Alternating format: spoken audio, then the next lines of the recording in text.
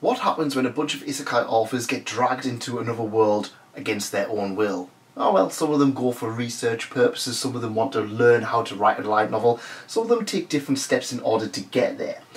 Did you know there's a lot of red tape involved in going to another world? Yeah, it's not like Doctor Who where you just go willy-nilly to other places. No, there's red tape, there's procedures, that's right. And a lot of this is documented in J-Novel Club's title, The Hitchhiker's Guide to the Isekai.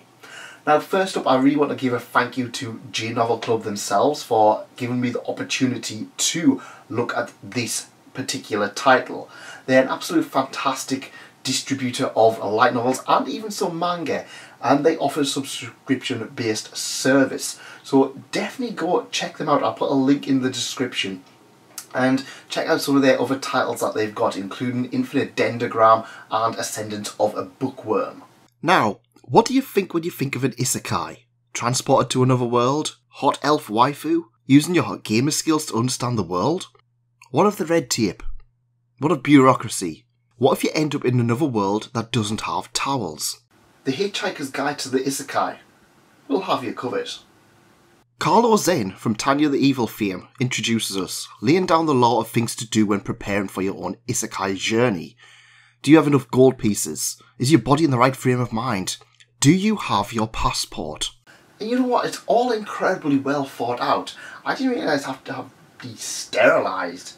I didn't realise I have to have a clean bill of health and be all energised and athletic and up on my game. I just thought I'd die.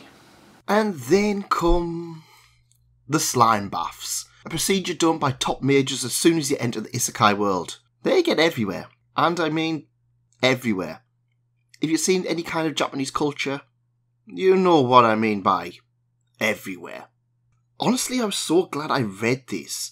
I mean, how else would I have known to only eat bread in case my immune system can't handle another world's food?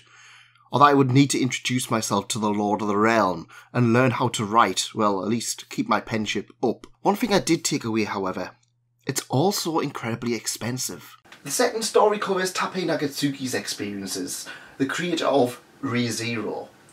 His experiences are a little bit different, covering the ultimate transportation into another world.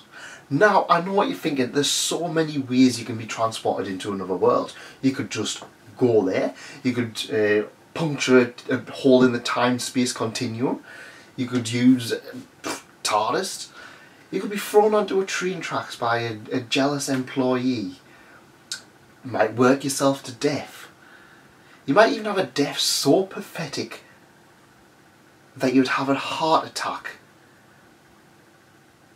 and then get transported into another world via Goddess. Or the surefire way of being transported into another world, a truck. Nagatsuki uses the tried and tested method of, well, being hit by a truck. There he comes face to face with a kind of beautiful goddess with blue hair. She looks kind of useless, to be honest.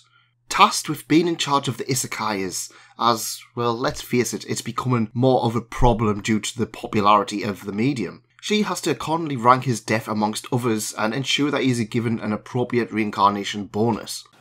Death bonuses include how your death affected the economy, did it affect anybody in particular, apart from your family, were you a loner? Obviously if you're a loner nobody really cares, so it's kind of like, yeah, all these things add up to different particular effects. Different bonuses. Also the splat. How did the splat kind of do anything? Did it do anything at all? Did anybody care? Did it have a massive splat and other people got soaked, or did it just go pfft? Yep, that's all included. Also included is the truck type. If it's just a truck, well, you know, everyone gets isekai'd by a truck.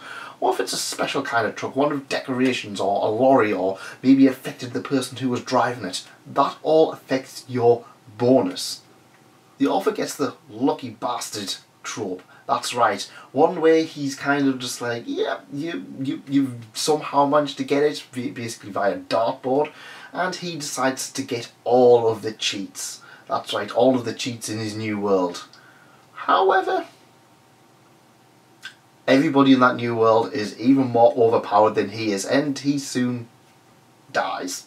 Remember, viewers, research the world that you're going to before getting in your cheat skills. Natsuya Samikawa of Isekai Izakawa fame talks about transportation via a tunnel connecting worlds. Just like in Spirited Away.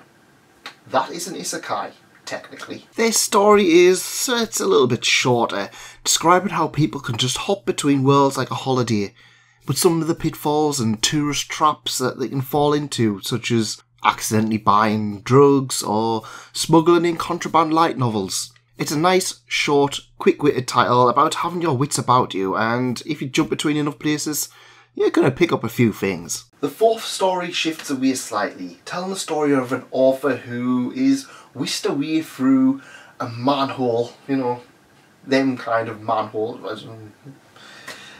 and comes across the biggest problem ever.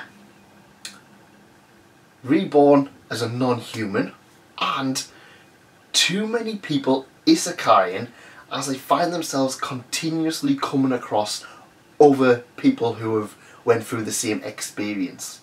That's right, a double hitter. Some have been whisked away by being X, others as a school, but really what the story tells us is of being trapped in this other world. The author themselves, they're trapped as a pig in an isekai, because hey, not everyone gets to be human. Their struggles coming to grips with their new body and appearance makes it quite unique. I did like how it focused a lot more on food, with the protagonist trying to get as much food as possible before realising they don't even know what they're doing. It's a nice change of pace from normal straight up human isekai. But it reminds us, isekai is a dangerous thing. The fifth story tells of a warrior writer in another world, in that there's a little bit of a mix-up as up-and-comer light novel author Katsui Shibata, a well-meaning writer who was inspired by the great general, uses the same pen name. They are summoned by goblins to another world as they attempt to bring the real-life historic Katsui Shibata as a general to help win a war. It takes place with a case of mistaken identity and the idea that any person can rise to the cause should they be put into a situation. This is something really reflected in a lot of isekai titles, but this is really taken to the extreme. The final title focuses on a writer who is transported to another world by eating ramen. Because of course I do love the fact that each of these has actually had a unique way of transporting. This one, he ends up inhabiting the body of a certain man.